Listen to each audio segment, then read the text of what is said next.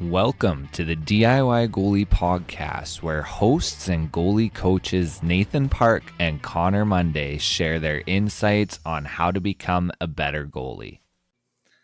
Goalies, welcome back to another episode of the DIY Goalie Podcast with your hosts Nathan Park and Connor Monday. I am back after being gone for the last couple episodes, and we are going to be joined by Mekenzie Erickson of Erickson Goaltending Equipment. Today, we're going to be talking a little bit about gear repair and all of that stuff. But just before we hop into that, we wanted to take a minute or so to just thank all you guys, because this is episode number 52, which means it's been 52 weeks since we started up the DIY Goalie Podcast. So exactly a year. So thanks to all of you for listening, tuning in, sticking around, putting up with myself and with Connor. It's kind of crazy because it feels like it's been way longer than a year, because I started this when I did my hip surgery, and that feels like years ago now. But yeah, so wanted to say thank you to all you guys for tuning in, making this happen, and it's been a pretty wild ride on our part. Yeah, definitely for sure there. I mean, I kind of joined the party a little bit late. Had to bug Nathan to let me come back more consistently. and But yeah, no, it's just again wild. I think it's just great. It is a good word there to put out. You know, doing this for 52 weeks straight, and just the amount of love and support that we've gotten from it, and all the great guests that we've had on up to this point. Mekenzie will be no different, and we're definitely looking forward to jumping into it today. I guess I'll segue into it. I don't know if Nathan had the plans already, but I'm gonna take it away from him. I've had my practice here. I've done the last two episodes by myself. I'm a seasoned pro at this point. But Mekenzie, How do welcome you? to Mekenzie, welcome to the podcast. How you doing today? Good, man. Thanks for having me, guys. I really appreciate it. And congrats, a whole year. It's a big milestone, I think, for a lot of these podcasts. So you start, you think you got a lot of gusto, you think you got a lot of stuff in the can, and it kind of falls apart. So good for you guys. Keep going. Good for you. Yeah, thanks. I think the stat is like something like only 20% of podcasts get past like episode 21 or something like that, Yeah, or I maybe believe it's it. even There's some less where than you, that. sorry, Yeah. you start So listening to them and you're like, this is great. And then you're like, what happened? Where'd you guys go? Well, I think the yeah, key is just sticking with it. yeah, Nathan and I both Yeah. dedicating the time, generally recording at 8 p.m. Mountain Standard, and just trying to tough it out for an hour here, along with all the technical difficulties and the other stuff that that we deal with. So I think just the mental capacity of just toughing it out for a year, and you know we've done our solo episodes, and we've had some. I mean, I've had some difficult times coming up with some segment ideas, but when it's days like today where we have a guest and I don't have to think too much. So, but uh, that's when Connor beyond, shines. yeah, exactly. But yeah, we'll jump into it here, I guess. Mekenzie, let's enough talking about us. Really, let's start talking about you. Let's I mean, you run you run Erickson equipment and goalie repair. This is what happens when I get too excited. Just tell us your background about yourself and how you got into hockey and playing goal, and we'll move on from there. Awesome. So grew up east of here, a little town called Tollfield. Grew up on an acreage with a dad that was very much DIY. Um, he was a carpenter by trade, so like I was very much into trades and building stuff with him growing up. So lots of hands-on handyman experience. So that's kind of where like I think I get that knack kind of thing. So you just tear stuff apart, figure out how to fix it, end up on a Saturday afternoon wondering like what the hell are we doing kind of thing. Let's put it back together.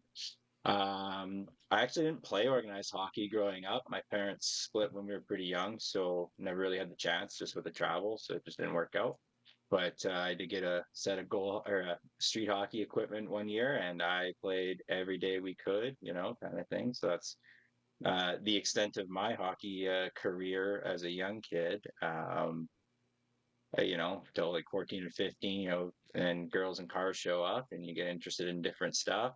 So I took mechanics out of high school, went down to SAIT, did that for a few years, but it's a tough trade for actually making money. It's not ideal, but same thing. It was that mechanical part of me that I liked. But then bounced around a few industrial jobs after I didn't quite work out there. In that time, I started playing ball hockey and stuff like that. And started dipping my toes a little bit. And somebody said, "Hey, have you ever skated before?" And I said, "Nope." But I went and bought all the stuff and sucked it out on the ODR and started playing beer leagues a little bit more. And that's when I started realizing, oh, I like the gear. The gear is really cool. So I think that was just kind of what got the hooks in me, and I just kept playing more and more, and here we are, a few years later. Nice. So, what was it about the gear then that kind of drew you to it and to really be, diving into what's behind the Gen Pro and kind of nerding out a little bit on it? Yeah, for sure. As a kid, that's what I was always like. That guy's weird. Why does he get all the cool stuff? Like, what's that guy's deal? There's one of them. There's a whole team, but there's one dude. What's his deal? So as a kid, that always stuck out to me. And it's all color matching. They get to, they show everything off. Um, I don't know why I wanted to take it apart, but it's probably more like this didn't work right, and like I want to fix it. I just always want to fix things or make it better, and I'm pretty cheap too, so I'm gonna buy the cheapest thing. It sucks. Well, how do I make it better? Let's spend twice as much money making it better, kind of thing. So, yeah, that was just it. I don't know, and I'm Rolly's gilded masks. Just like I just remember that vividly, being like, "That is the coolest thing in the world. I want to know everything about that." And stuff, just those little things, those little pieces of gear, Hasek's TPS stuff. You just those little things that made you like, "Oh man, like I really love that." And you just start looking for your own thing, then you start taking it apart, and yeah, it just really clicked with the kind of person I am.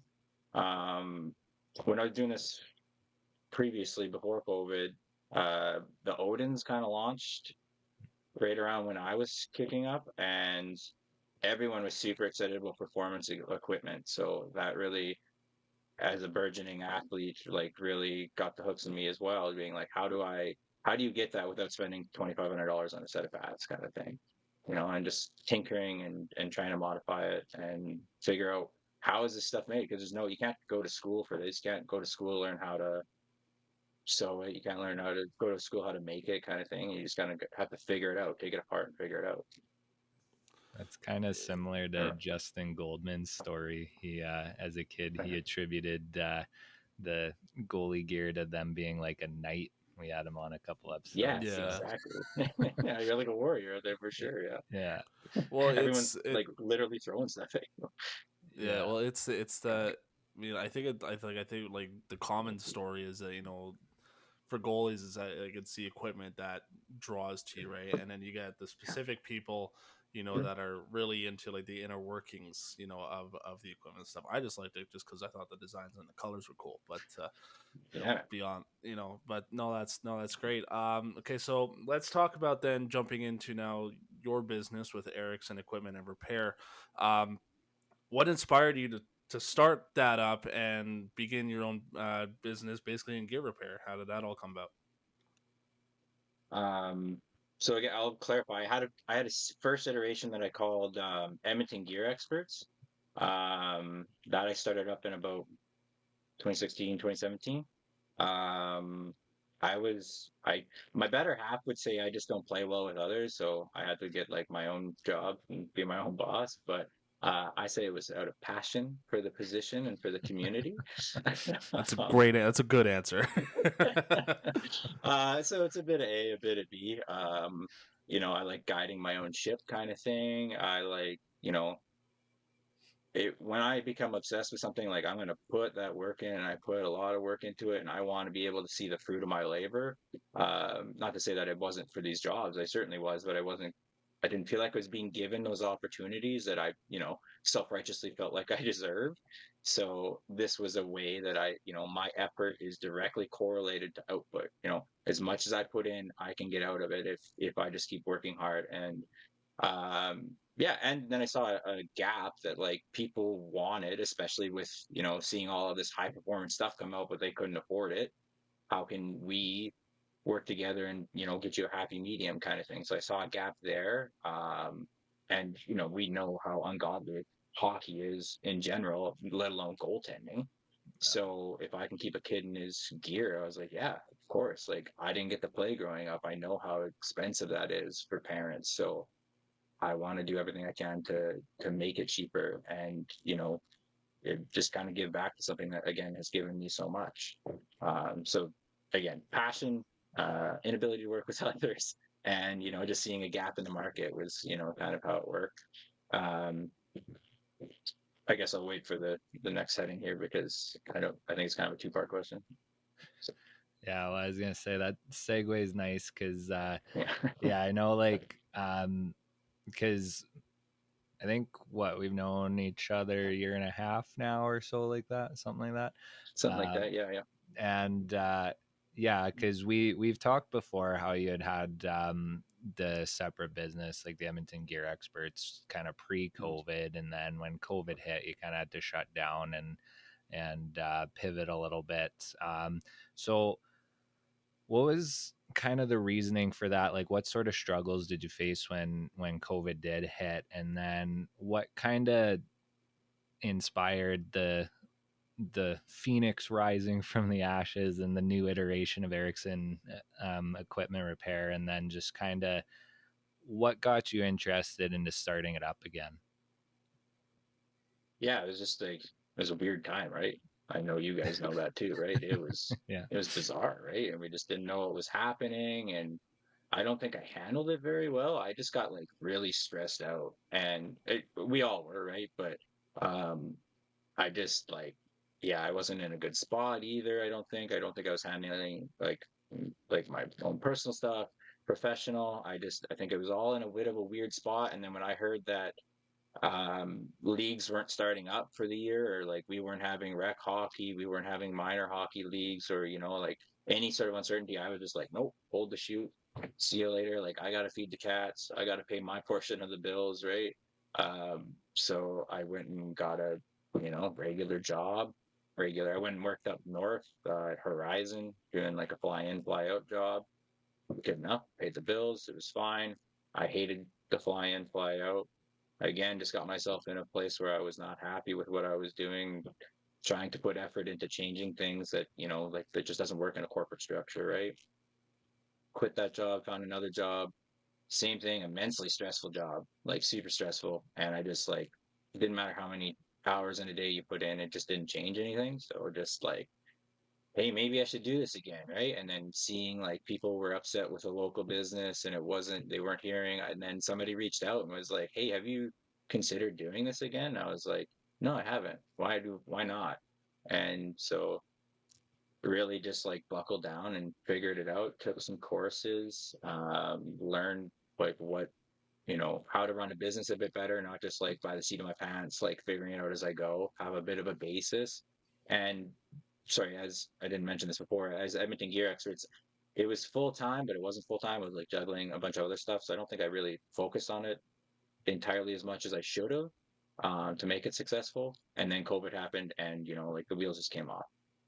I spent a lot of time wrapping up this and trying to make sure that I have my ducks in a row. Like I'm very much like, if I'm going to do something, it has to be perfect. Like I'm, type A perfectionist, that kind of person. It's not always ideal, but it did help me set up to build a better business, build a legitimate business time. Like everything's like, this is a legitimate business.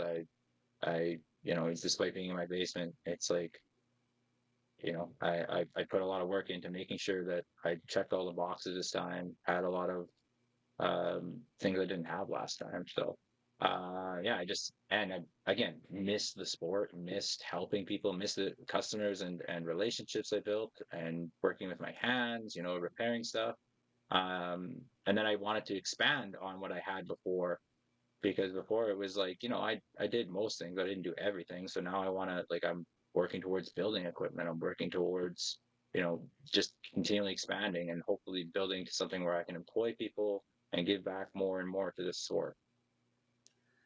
You're gonna Fly cut by me the off, man. I'll seat just of keep rambling.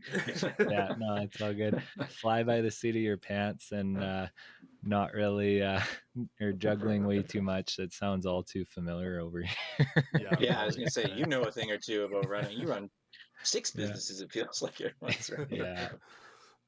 I'm And just you the guy got that tags kids. along. Holy man. Yeah. But Yeah. Yeah. You got Connor's kids my running too, man. That's employee, pretty brought cool. yeah, along. yeah, exactly, right. Well, yeah, thank you. Okay. I want to take this a different way compared to what we have written up Yeah. here. And before we Sure. jump into the question that we have here, I have kind of a different one. Mhm. So you kind of already answered our later question, about starting your own business as opposed to working to a pro shop. So I'll ask this in a bit of a different way then, since we're on the topic of it. You'd mentioned before, you say you had a passion for the game, but the other half says, don't play well with others. So we kind of answered that question in Yeah. that aspect. So then I'll ask this then. So have I guess like a bit of a two-parter. So like have you gone to any of the local pro shops here in the YEG area? And what kind of like do you have any conversations with any of like these experts when it comes to the goal loft at United Cycle or Totem Outfitters or whatever, or do you just kind of go there and just kind of look at what the newer gear is like, so then you're kind of basically like scouting in a way, like what the new CCM Axis whatever pads are, the new Bauer Hyperlights or whatever they are. You kind of like scouting that gear in that aspect? Are you having any conversations with any of like the goal experts? Again, I use United Cycle Goal Loft as an example. And I guess opposed to that as well is like what kind of horror stories have you heard? If any, from any of these shops. You don't have to name names, but just like when people come to you, they're like, "Oh yeah, we went to such and such place first, and it didn't turn out well." Connor's really digging here. He's really trying to get a good soundbite, isn't he? He's getting me in Get trouble. me throw those Yeah. guys under the bus. I'm ready to I screenshot. wouldn't say, yeah, exactly. My FBI I agent's asking, by the way. Yeah, exactly. Your handler's behind you, right? Caveat: I did actually apply to.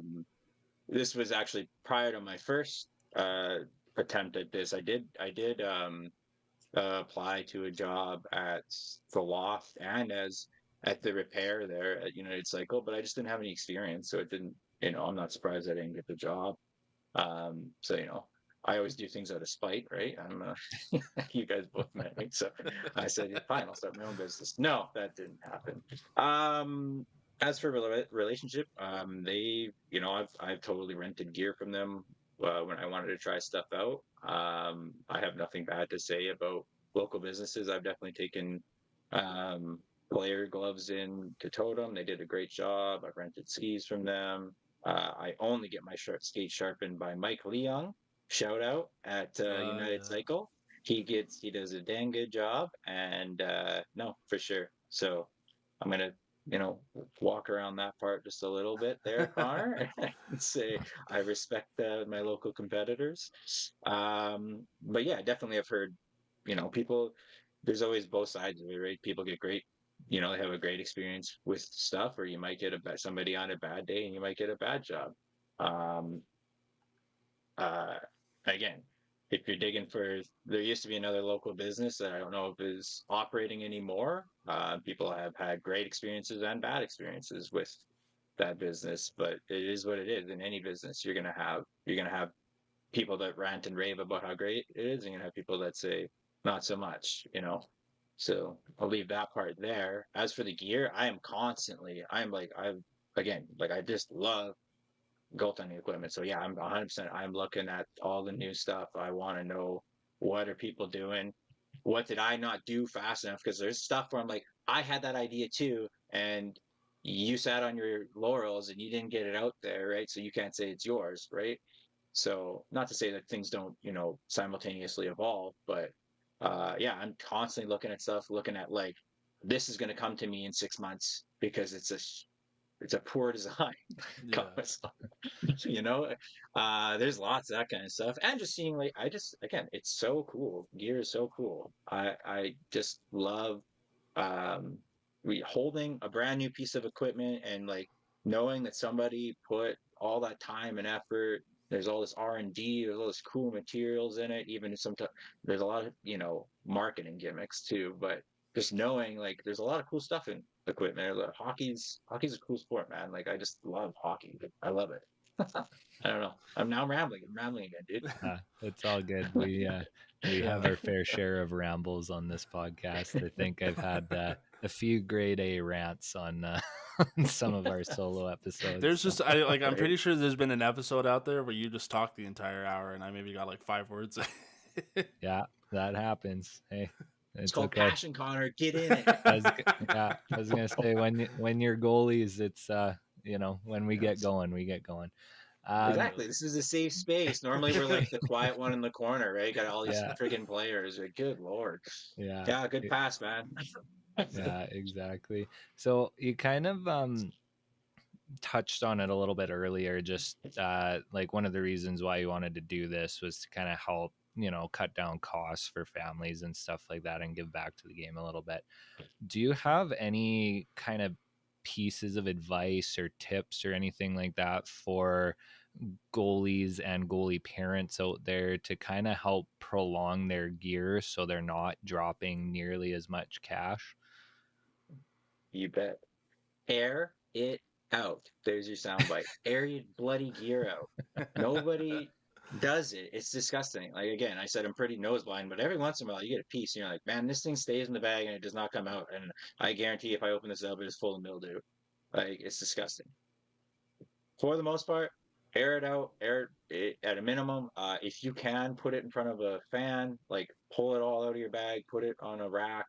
Um, if you do have the facilities, if you got space, um, uh, put a rack, like a flat rack, not like the hanging racks. The hanging racks can be kind of hard on stuff, actually. It's better than nothing, obviously, but you'll stretch out Velcros or straps, and stuff like that. And spray it with an isopropyl or rubbing alcohol mixture. So 3 parts water, 1 part isopropyl or rubbing alcohol. And you can use like essential oil for scent. It doesn't do anything other than scent. Because some people don't like that alcohol smell. But spray it thoroughly, put it in front of the fan, make sure it's dry. Just make sure it's dry before it goes back in the bag. Wet gear is going to break down faster and smell the high heavens, right? So that's my biggest thing. Um, Storing your stuff, pads, people just same thing, jam them tops down, and then they'll wonder why it has a pre-bend or why stuff's breaking. Store them upright, so top like the way you wear them. Or if you have again the spacer facilities on the landing gear, because then you're not compressing the pad, you're not compressing the boot brake, you're not doing anything like that. Put your straps, where they're supposed to be, so they're not snagging the Velcros, they're not breaking stuff. Gloves, blockers, again, don't put them in a funny spot. Try and lay it open, lay it down. I think we'll get to this in a bit too, but same thing, tie it shut or prop it open after it's dry, kind of thing, stuff like that. Just the little things, just take care of it. Uh, what I lost it here. No, helmets. Make sure your helmet's dry too. Check on that hardware, look at it. That's the most important piece of equipment you have. Like, just you spend so much money on it and then it comes in and it's like you clearly haven't taken care of this at all and you wonder why you're replacing some of these things. Granted, some things are built poorly, designed poorly, but a lot of it is your care as well. And sorry, last thing, do not wash it in a washing machine. Do not ever do that. I just a quick follow up to that. What are your Sorry. thoughts on the ozone machines? Yes or no? It's in my unscientific and unhumble opinion, a load of baloney. I don't think it does anything. That Uh, said, a sport or I can't remember. They're over here on like 80. I don't know. I can send you some info if you're interested in sharing it with people. They like actually wash the gear, and like I've seen the process, and like it seems pretty legit. They're not like thrashing it in a regular washing machine. It's like a specific sport cleaning machine. It's like physically washing. It's not just like steaming it. That ozone stuff, it just like steams it. And Yeah. I don't recommend that, especially for warrior gear. If you have warrior gear, never put it in an E zone or whatever those are called, because they glue a lot of their parts together and it like delaminates the glue. Hmm.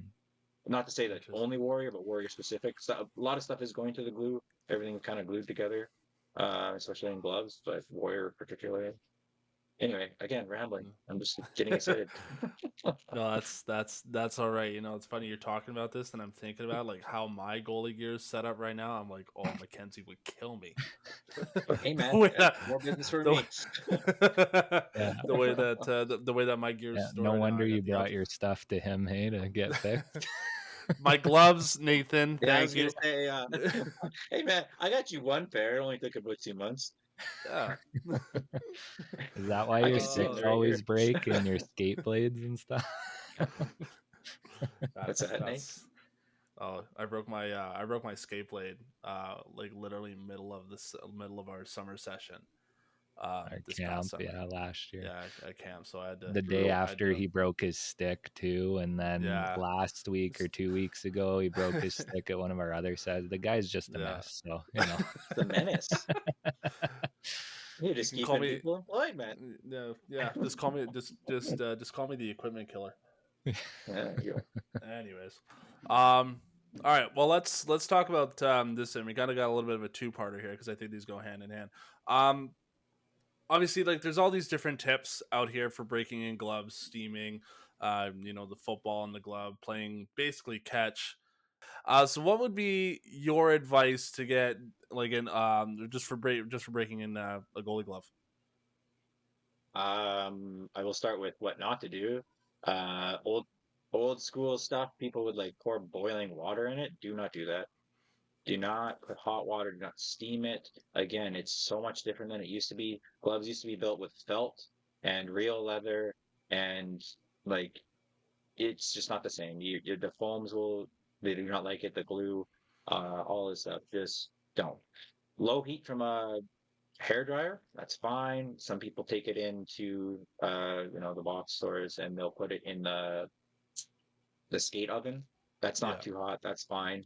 It's and they're timing it and they're making sure. Don't put it in the oven. People do stuff like that. Anyway, a lot of stuff on the internet, take it with a grain of salt. Um, Best at home, hit it with a hair dryer, tie it shut, maybe some wood clamps on it, kind of thing in the crease. Um, but like, so my methods are a little more intense. Like I'm kind of like taking stuff apart. I'm adjusting lacing and stuff like that. Sorry, anyway, at home, bit of heat, clamp it shut. Mostly just like sit down. If you're watching television, just open and close till you can't do it anymore, kind of thing. Um, don't shove it. I've heard people like, oh yeah, clamp it under the couch. Like, what are you talking? No, don't do that. Like clamp it right on the crease, just gently, just enough to hold it shut. Tie it shut around the outside. I do recommend putting like a tea towel in the pocket when you do that, so the pocket doesn't collapse. Um, but yeah, beyond that, it's a little more intensive. The procedure that I offer is like as a service. So I'm not just like throwing it on the shelf tied shut. I'm like taking it apart sometimes, changing the lacing, changing internals if we have to, stuff like that. Anyway, I I don't know if that was a do very you succinct answer. yeah do Yeah. you find that there are some I mean, like I think it's a pretty obvious answer, but do you find that there are some gloves that are easier to break in than others?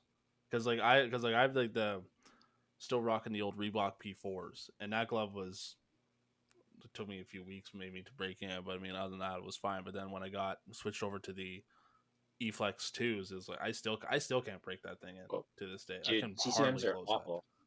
CCMs, especially the last few runs of them, the fives and the sixes, they're garbage. I don't know what they did. Like sometimes it's how they lace them, it's how tight they lace them. They use some of this. I have some pile of it in the garbage can here. Actually, it's like so tough compared to some of it. Um, Sorry, what was the original question, Do, Connor? I just lost it. That's all right. But You just got so worked up about And I getting CCM. started going. heated. No, I was just asking, like, do you find that there's some glove, and I think it's a pretty obvious answer, but like, do you find that there are some gloves that are easier to to break in than Oh others? yeah, yeah, for sure. Like it's like a protection versus ease of break in. So like the lower end glove has less protection, so it's way easier to break in. Whereas like my one of my latest posts was a true pro palm, and like I was like, that is one of the best palms in a glove I've seen. But yeah, that thing was tough to close. I will say some of the true game readies coming out of their pro factory are very tough right now. I don't know why. I've had about three in the last month or so that I was like, these are very, very tough for game ready or extra game ready. Easiest for me to alter where I don't have to do much and it's a pretty cheap procedure. Bauer X5, um, Hyperlight. Those are pretty easy, or the Vapor line, not the Hyper, the one below the Hyperlight. Those ones are pretty easy because they have enough material with me for me to work with. I don't have to replace anything. Brian's gloves usually have like this bundle of lace at the back, so I don't have to replace it. I can just use all of that. What happens is like the cord is usually too short, so the glove is way too tight. So I have to replace it to make it looser. But Brian's, there's like this big bundle of lace for some reason at the back, so you can just pull it all the way through and loosen it up, stuff like that. Yeah, those are the two that I find the easiest. Again, True's CCMs. CCMs need a ton of work. Right? Eflex 5, 6, the Axis 1 and 2, particularly, are very, very tough. So sticking with gloves, then Yeah. there's big debates all the time about pockets and what the right way to do a pocket is and all that stuff. So can you maybe tell us like what the difference is between the regular lacing in a pocket and putting in a skate lace, and like the difference between a floating tee as opposed to a regular tee, or even a double tee? I don't really think those get made much anymore, but just kind of some of the differences between the pockets and stuff, because I know I'm a big Brian's guy, and those things are like vacuums. I absolutely love the gloves, but I found that they were just massive. So I don't know if there's something that, if goalies out there are struggling to catch the puck, if there's something they can do to their gloves, and kind of what the differences between those are for the pockets. For sure. I will say the caveat here is I think sometimes people use a glove that they're not like really totally comfortable with. And it's like the break Yeah. angle can play into it and kind of Yeah. mask that issue. So we'll have it. So I'll say if you're specifically having an issue with pop outs, the floating tee will definitely help because you're adding to the pocket. Another caveat is if you're playing high level hockey, it's technically not legal, but there are ways that we can make like a pocket work better for you. At the basis of a pocket, the the type of lace isn't necessarily the issue.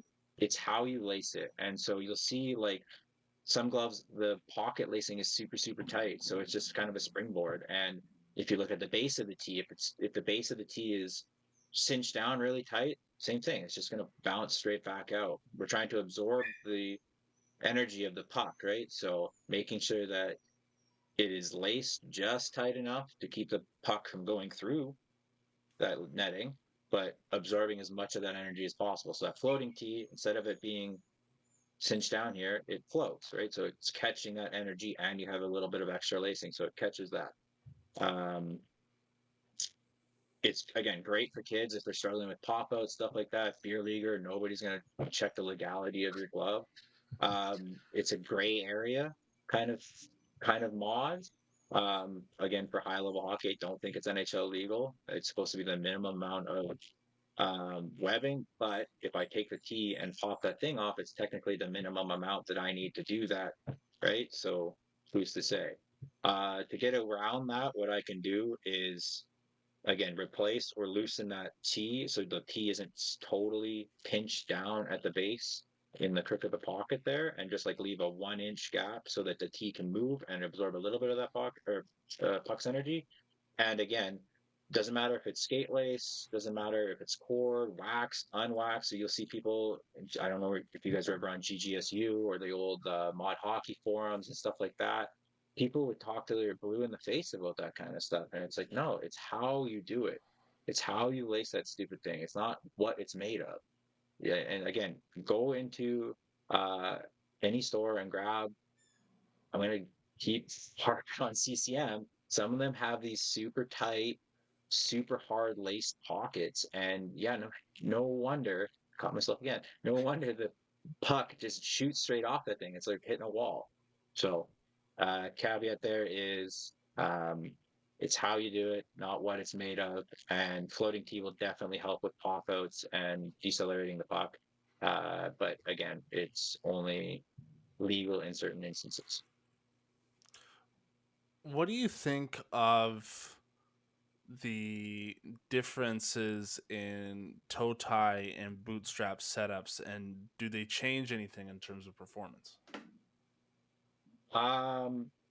Performance isn't maybe quite the right term. It's the how the pad's going to react to you and your playing style more so when you change these kind of things. Um, so for toe ties, um, and there's a lot of debate about this now too, which I can see the merit in having this discussion. Like if you're a high level athlete and your body's in great shape, and like you don't have hip issues, you don't have knee issues, you don't have ankle issues, you probably want the stiffness of skate lace with like this, however many knots you or whatever, um, and no elastic whatsoever. But if you're a beer leaguer or you're like a kid playing house and you don't necessarily notice, having the elastic toe tie is great because it takes that strain off. You're getting, all of that performance out of it. So sorry, let's back up and break it down. Like a toe tie, what a toe tie does is when you go down your butterfly, you come back up, it's recentering that pad, right? So having that nice and so no, sorry, having it that nice tight skate lace is going to snap it back, and then when you hit your post and your RVH, which is what's changed this a bit too now, is that we're using RVH so much that people want that nice solid thing to push off of, and then they want that reaction when they come out of it. I like elastics because you can kind of dial it in and take that strain off, and you can also use a piece of skate lace and a piece of shock cord and kind of get a good mix of both. Getting a good solid connection. Plus, if I'm like stretched all the way out, I'm still going to get that pull because that shock cord is stretched out, but it's also not going to like yank my hip down when I'm in a RVH too tightly. Does that answer your question about toe ties? I'll move on to bootstrap next. I think so. Yeah. Okay. For bootstrap, they're kind of becoming a vestige now. Like you're seeing pads that don't even come with them now, uh, or like they're removable, or they don't even that you can add them, but they don't come stock. Bootstraps were from when we had really loose boot channels, really loose strapping because we'd wear it really tight at the ankle, really loose all the way up, and then like kind of wear maybe one behind the knee because we didn't have the pad wasn't held up. So this was holding the pad off of our boot a little bit. And then when the NHL moved to the LDS, you saw the Lundy loop come in, right? So Lundqvist would wear that one behind his leg and it would pull that pad up because their thigh rises are limited. So they can't have they can't have a +3 pad like we used to have, in the mid 2000s. So that would push that pad up when they went down in the butterfly. So it would cover the 5-hole more. You don't really need that anymore. We at a rec level or a beer league level, you're not impeded by that sort of thing. So you can get away from that. Plus, we have the professor strap. We have all different types of strapping behind the calf that do the same thing, plus don't impede our ankle mobility. So you can get that ankle down into the ice way better without that. I don't believe in wearing a boot strap anymore. I took mine off years ago. I haven't looked back once. I think you don't need it. If you still have it on there, it's just like a comfort thing. Um, I'll see goalies come in and they'll show me like, oh, like this is getting in the way. I'm like, yeah, it's because it's not doing anything. They'll show me it's like it's on the last hole on the strap. It's like just take it off, man. You don't need it. Again, just got into it there, man. I don't know if that answered your question, but I hate bootstraps. I still believe in elastic toe ties in the right instance, but I can also see the argument for going back to skate lace for a lot of people, particularly high level athletes that have a body that can handle it. If you're a kid, wear elastic. That I'll kind of chime in personally and maybe hop on the CCM hater train here, but In I'm gonna get junior, a cease and desist from CCM. yeah, I know. We're definitely not getting sponsored by them, so we'll have Sorry, to boys. reach out to Brian's or something. Um, but yeah, in junior, I had a set of genetic twos, and those were by far my favorite pad that I ever wore. And it took me like 30 seconds to put on both pads because I had the toe hooks too instead of the laces. Oh yeah. And when I went to college, because our league sponsor was CCM as a broke college student, I decided to pay half price and get my full custom set for like $1,600 instead of $3,200. And probably one of the worst decisions I've ever made. So I went for the eFlex 2s and I tried to install the toe hooks and it just did not work. Like the way that the Yeah. pad was built, I could not move. It would not stay to my leg at all. So I had to go back to the lace and the bootstrap. And I did find like I never once had hip issues in my career until my 2 years of college. And I still firmly believe that it was entirely related to my pad setup and how tight I had to have everything. And I think it just put a lot of unnecessary wear on my hips, which I did find out in my journey of bad hipness that my hip sockets are just genetically very shallow, putting a lot of stress on the cartilage already. But I think the pad setup kind of helped to accelerate the issues a little bit. So I don't know. I guess just my personal experience of it is if you guys want body longevity, then it might be good to look into something a little bit more flexible and elastic. So don't be like me and need hip replacements at 40 probably, but it is what it is. Well, that's a. I'll chime in one more quick thing before you move on Yeah, there. It's so athlete based and setup based. We have all these yeah, people who are trying to get a reel that clicks because it's like I'm saying a definitive thing and my way is the way, and if you don't do it this way, you're going to be a junk goalie, right? Everything is it's yeah, we can. Everything is situational. So if you have questions, ask them. Ask me, ask anybody, ask all sorts of people. Hey, how did this work for you? How did your setup work? Try it. Go to a practice, do it. Go to for a beer leaguer, go to a drop-in shinny and try something new before you're in a game. Because you're not going to know until you try it, and you might love it, you might hate it, right? So yeah. that's my 2 cents. Fair enough. Do you got any other I guess kind of gear tips or any kind of thing that you want to clarify, maybe some like myths about equipment or anything like that? Any big kind of, people are on one side of the fence or the other and you'd like to chime in or anything? Um, Off the top of my head, nothing really. I pondered this question. I was like, not really. Like people are gonna come to the same conclusion at the end of the day, regardless of what I say. When it's broken, bring it to me, man. That's fine. I don't care.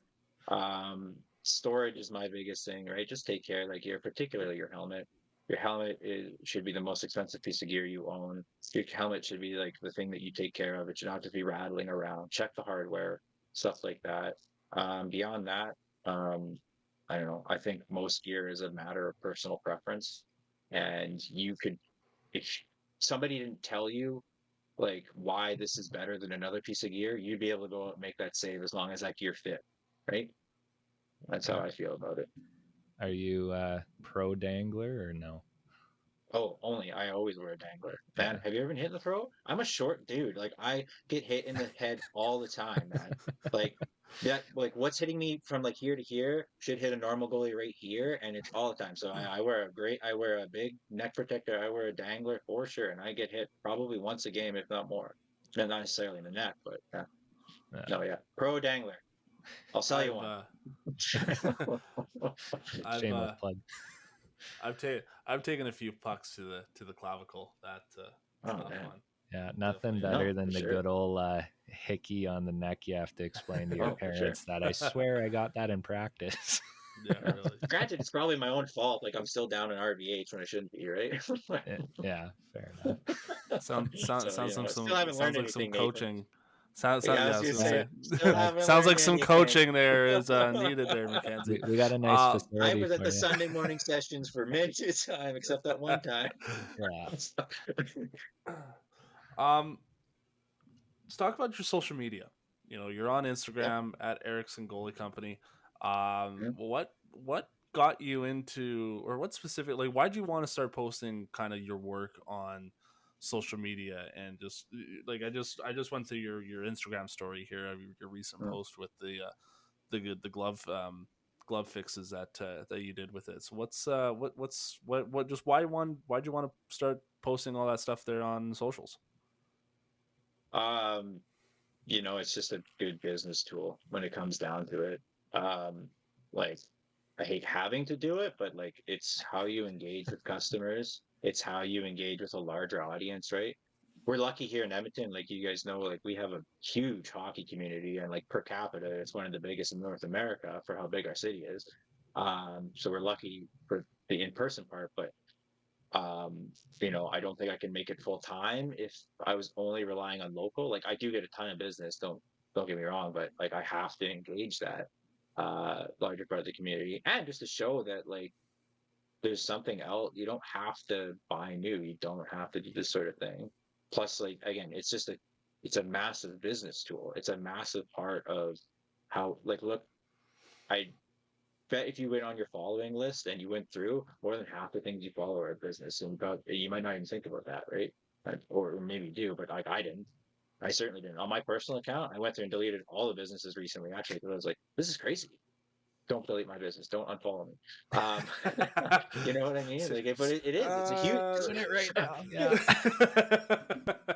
uh, um, I think I also use it too because like the best proof is in the pudding, right? So I put my work up there and I don't have to go and brag. I don't have to put ads out. I don't have to spend that extra money. And, I think people like engaging with content as, much as it can be difficult, right, to do consistently. And, you know, but yeah, I just spend the time, use Meta's little business suite, which is actually pretty all right. If you're a small business, yeah, just that's how I recommend using it.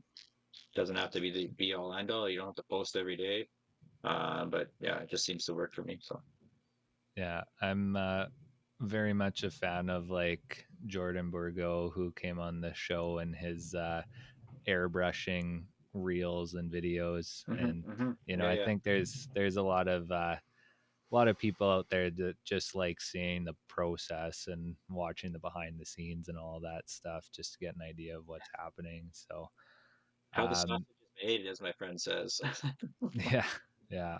People love it. um You kind of touched on it earlier, so I wanted to ask, are you like you mentioned you were looking at building gear, kind of play around with building gear. So is that something like you'd kind of explore and see if you could, maybe make a couple sets and see how they go and go from there? Like is that ever something you'd want to end up doing, like being a John Brown of the world, or, Right. like something like that? 100%. That is my end goal. My end goal Yeah. is to be a small manufacturer and maybe even a medium manufacturer. Um, never say never. I don't think I'd ever, get to a power level. That's not my like MO. But yeah, no, I actually reached out to John Brown when he shut down if he was interested in, you know, take me under his wing for, a week, and like I pay him to teach me, but he's like, I'm retired. So I'm like, yeah, that's fine. I'm on a beach. Yeah, exactly. I See was ya. like, no, totally cool. That's because him and like Kenneski shut down in the same week, and I was like, I gotta set my game up, man. Like, I gotta Yeah. go. So it's a super, and like trying to make money and do it at the same time and do R&D and like and right. And you only have so much time in a day, right? But yeah, no, totally. That is my end goal. Is like I would rather be making equipment than repairing it. Not that I don't want to repair. It's just I think I can build it better. I think I can build it cheaper. I think I can build things that you don't have to throw out in 2 years. Like, I think once you're done growing, that you should be able to use a piece of equipment for a very long time, longer than we are used to, and still have like 90% of the performance. and be able to replace parts and stuff like that, right? So it's just, again, building a process, you know, there's a lot more that goes into it than you think when you start down this. But yes, 100% that is my goal, is to be building equipment. We'll have demo sets at our facility for goalies to Oh, try. Absolutely. heck yeah, man. I would love that. Yeah. Absolutely. Yeah. No, as soon as, Definitely. like, again, I keep saying it, and like everyone's probably like, you're talking about this again. But like 100% my goal, I work on it every week. I'm working at something, R&D, or building a process, or experimenting with stuff. And I don't know if you saw, I like ripped apart a set of 1S, and like that's not the first time I've done that, because like I'm taking them apart to see, like what are other people doing, right? How, like, or and like how in reverse engineering stuff, and picking the cream of the crop and saying like what makes this the best? How can I make it better? Or why does this and so there's a lot to it in my process. Maybe it's not the best process, but it's how I work. So yeah, again, short story long, yes. um We like the long stories. yeah, yeah, exactly It's good there. for content creation, I suppose. Yeah. Yeah, no, for sure there. Do you have like are there any, I don't want to call them prototypes, but like are there any like is there any R&D on your end that's gone into it, or like has that Usable. process just not even started yet? Oh yeah, no, I've got like all the materials, and it's just like building something that's unique, that's sustainable, that has a efficient build process. Um, so like a bit of background on like how like the big manufacturers do it. Like they've got a bunch of employees, they've got hundreds of thousands of dollars of equipment. They're doing it more of a traditional route, whereas like I'm trying to develop like how do I do this basically in my garage, but like build you a professional product, but do it super efficiently, cost effectively, uh, but still build the best product I can build. That isn't going to be like some cheap piece of junk that you're like, well, like what's the point of buying this, right? So like, I'm experimenting with vinyl cutters and trying to automate processes, or like so like a clicker press is like one of the most common ways like the pieces are cut, but that's a huge piece of equipment. It's super expensive. You have to get all of these dies. Each piece of equipment has dozens, if not like 50 pieces. So you need a die for each piece. So how can I build a process that eliminates that, but still has like the accuracy, still has the efficiency? Because like if it takes me super long to build a piece of gear, is that really efficient? Like just balancing that stuff, being able to do it myself without saying, okay, well, maybe I go take out $1 million loan, and then I actually do hire people and buy all of this stuff, et cetera, et cetera. So, keeping that, again, affordability front of mind, because I want it to be affordable, but I think I can build something that performs as good as anybody's stuff. It's not rocket science what's in a goalie pad. It's foam, synthetic leather, and some Velcro. Like that's all it is. There's no reason I can't build something that performs and lasts. And again, I'm kind of drifting away from your R&D, but yes, I'm doing R&D all the time, with my own stuff, with experimenting with materials, buying stuff, and saying like, does this work? Doesn't this work? Is this effective? Is this not? Kind of thing. And it takes a lot of time to try and find, probably more time than it's worth, but it works for me. I think I've already said that today. Is that finding that most efficient route for me, and the best way to do it for me. Have you used a piece of your stuff in a game or anything yet? Yeah, no, I built a set of pads for sure. Nice. They weren't great. My version 1.0 pads, I bought, this is probably 6 or 7 years ago now. I bought a beat to hell set of 1S, cut them up, put new skins on them, sliders and stuff, and use them for ball hockey. And they're unreal until they weren't, and they just like fell apart because like I just used the wrong stuff, right? Like I just was like, oh, this is close enough, right? And it's just not quite there. I had a second set that I built out of nylon for ball hockey. They're unreal, same thing, but I didn't know how to construct a stitch. I didn't know how to set up my machine right? It's stuff like that. And yeah, and then that's another part to it, Connor. Your previous question is that like, yeah, buying the right machines, buying the right threads, buying all of these kind of things. You're like, you kind of have to experiment with because there's no playbook out there, right? And just finding out what stuff is and how it works, how it interacts, and things like that. So yeah, I have. Yeah, so again, short story long, I have used my own equipment. Wasn't great, but we're still working on improving. Nice. Well, we'll work towards wrapping things up here. Sure. Just because we're getting close to that hour, and we appreciate Yeah. the time that you've taken.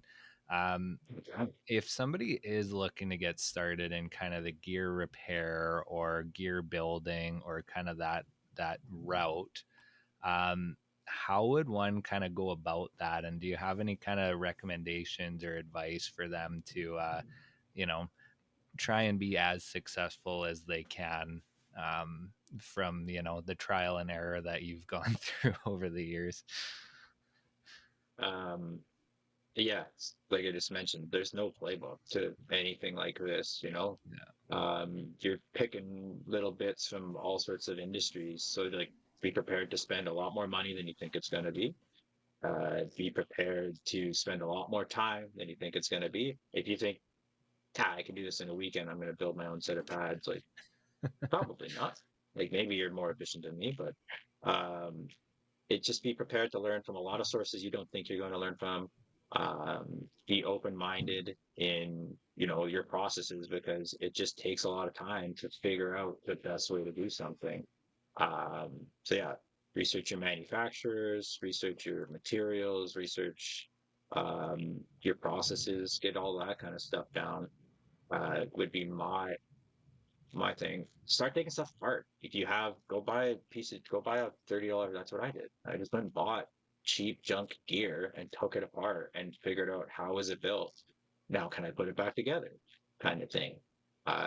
Go buy a speedy stitcher and a pair of junk pads and start. Just start. That's like with any creative endeavor. I wish that is the stuff that learned 10 years ago was just start. Stop being scared.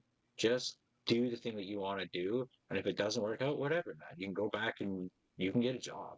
You can always get a job. People are really scared. Like we live in a place in the world that we are pretty fortunate that we can probably go get a job, especially people like us. Like we're probably going to be able to get a job pretty easily. Well, and you can So just always start. do it on the side with a job too if Yeah, you need to. yeah, Yeah. exactly. That's what you did, right, man? You built all this stuff Yeah. and it takes time and realize it's going to take time. Same thing. I still every week I'm like, man, that took me forever and not realizing it's all part of the process. We've all heard that, but it is. The sooner you realize, yeah, it's all part of the process, man. It's okay. Just take it step by step. You're not going to find a shortcut to good work. Yeah. That's how I've taken it, and that's how I've figured it out. I don't know if that's more. This is all pretty generic stuff, the small business. Yeah. But if you've got a will to do something, go do it. Yeah. What what's the one piece of advice in general for goalies that you have? It's pretty antithetical to my business and like everything I've said for the last hour. But like, don't worry about your gear. Go be an athlete. Go train with good coaches. I think you guys are pretty good. Like, just Thanks. get out there and don't worry about it. Like, unless you're getting hurt, which is, obviously something else. I will caveat, spend money on your helmet. Buy the best helmet you can get. That's like, other than that, unless you're getting hurt, you're thinking about it too much. Just play the game and that will come. If you find, oh, maybe something's not working for me, but don't make it like the focus of everything, right? Like I get kids that come in here and like, oh, well, like I can't do this and I can't do that because of this. Well, it's like, no, you probably can still make a save, even if you're wearing a pair of street hockey gloves, right? You might feel the puck, but you can still make a save, right? So just try and focus on it a little bit less unless you're getting hurt and then go from there. Awesome. Well, where can people find you? And so, do you take um, you said you're kind of outside of the local area too. So I'm assuming you take gear, like if people ship it to you and you'll do repairs and stuff like that. Oh yeah. I Yeah. get people shipping me stuff from all over. I've had a few customers in the last weeks from the States. I had some stuff all over Alberta. Blowing up in Vancouver right now. I don't know what's going on, but I'm getting packages all the time. Yeah, no, for sure. I can, again, even though I'm a one-man show, I've got a scale, I've got packing materials. Like I can ship your stuff, it'll show up. Don't worry, man. For sure. Yeah. All right. Well, where can people find you? Where can they reach out to you? Anything like that if they're interested in either learning more or having your services? Yeah, for sure. On Facebook and Instagram, I'm EGE Repair Co. Website www.ericksongoalie.ca. Shoot me an email, chat, reach out if you got questions, you got ideas, whatever, man. We can chat shop. Yeah, we'll put that all in the show notes. That'll be at the DIYgoalie.com/POD052. Now, if you guys are listening to this a little bit in the future, that might be TrueNorthGoaltending.com/POD052 after we make the switch over. And for you guys who aren't on YouTube and can't see the sign behind Mekenzie, Oh, Erickson is sorry. ERICKSON goalie.ca. So there's a C and a K. Gotta get them both. Well, Mekenzie, Nathan, this has been a fun one here today. Always happy to learn about gear, and it's kind of the biggest part of goaltending for obvious reasons. But again, getting to learn the inner workings of it, and just being another voice in the goaltending community, we definitely do appreciate it. But that will cap us out here for the end of the DIY Goalie podcast presented by True North Goaltending. Make sure you go follow us on our social media platforms at True North Goaltending, Instagram being the different one, at YEG Goalie Coach. You can follow myself over on Instagram at MondayGC. Go check us out at our website at www.truenorthgoaltending.com for all of our session packages. We do still have some open spots in our summer camps, unless things have changed on me that Nathan hasn't told me. But beyond that, it has been a fun episode here today. Go check us out again on our social media platforms and our website. If you're watching on the YouTube side of things, thank you very much for watching. Make sure you hit that like and subscribe button. If you are on your favorite social media platforms, thank you for listening, whether it be Spotify, Apple, iHeart Radio, etc. Go share with a friend on your social media platforms. The more goalies that we can bring together for the community, the more voices that we have in the community, and just bringing goalies together in general is always great. Again, this has been the DIY Goalie Podcast on behalf of Nathan and myself. Make some saves, goalies. We'll see you guys next time. Take care.